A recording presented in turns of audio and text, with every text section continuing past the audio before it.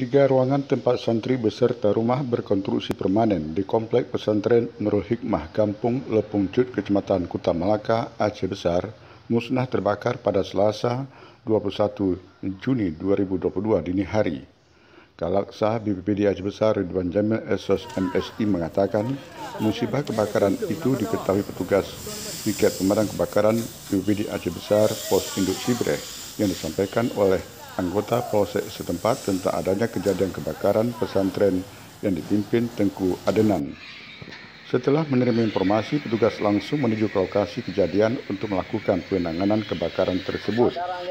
Ridwan Jamil didampingi operator Pusdal OPB Maswani menyebutkan petugas pemadam kebakaran setiba di lokasi kejadian, api sudah membesar dan sudah mulai menghabiskan seluruh isi dalam ruangan yang ditempati oleh 9 santri.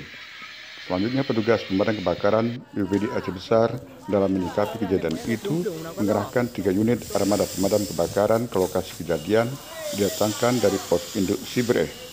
Dalam melakukan upaya pemadaman di lokasi kejadian, petugas pemadam kebakaran, kata Ridwan Jamil, BPBD Kabupaten Aceh Besar juga dibantu oleh personel TNI Koramil setempat dan Polri Polsek setempat.